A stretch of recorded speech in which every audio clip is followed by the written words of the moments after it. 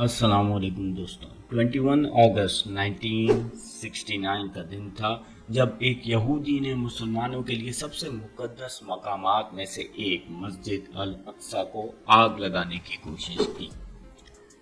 اس واقعے نے پوری مسلم دنیا کو ہلا کر رکھ دیا، مگر سب سے پہلی سب سے بلند آواز اٹھائی king Faisal of Saudi Arabia نے۔ وہ صرف غصہ یا اظہار نہیں کرتے تھے، وہ عمل کرتے تھے۔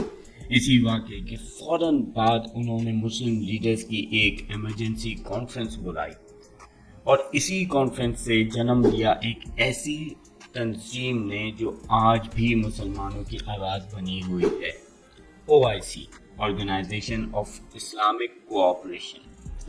کنگ فیصل کا ایک مشہور جملہ تھا، اگر مسلمان اکٹھے ہو جائیں تو دنیا کی کوئی ایسی طاقت نہیں جو مسلمانوں کے سامنے کھڑی ہو سکے۔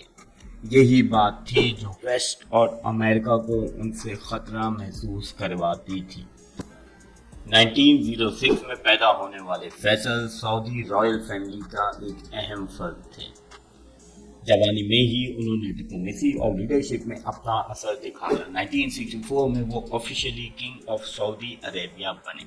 انہوں نے اپنے ملک کو ماڈرنائز کرنے کا مشن شروع کیا، تعلیم کا نظام بہتر بنایا، انفراسٹرکچر مضبوط کیا اور سب سے بڑھ کر اسلام کو سینٹرل پوزیشن دی۔ ان کا مشہور جملہ تھا، "Our religion is our strength"۔ پھر آیا 1973 کا سال، جب عرب اسرائیل وار شروع ہوئی۔ کنگ فیصل نے امریکہ اور یورپ کو وہ طاقت دکھائی جو کسی نے پہلے نہیں دکھائی۔ جب امریکہ نے اسرائیل کی سپورٹ کی جنگ میں تو انہوں نے احتجاج کرتے ہوئے آئل کی سپلائی پر امریکہ کا نظام بھیج دیا۔ پیٹرول پمپ پر لمبی لائنیں لگی، لوگ پریشان اور سرکار بے چین۔ اس وقت امریکہ نے دھمکی دی، ہم تمہیں پتھر کے دور میں واپس لے جائیں گے۔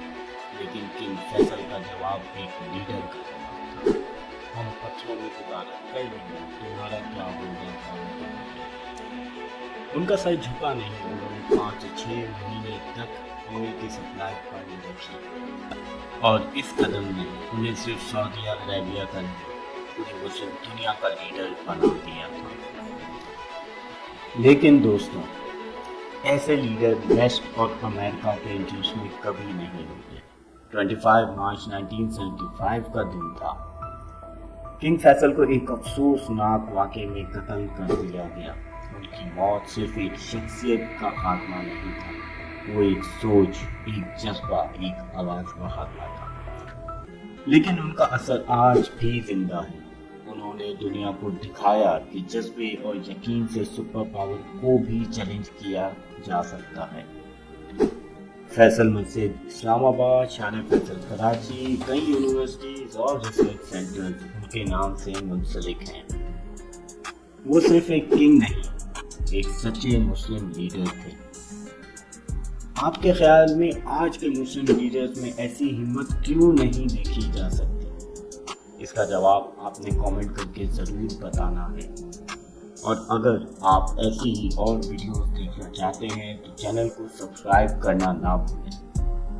میں ہوں علی کشمیری اور ملتے ہیں اگلے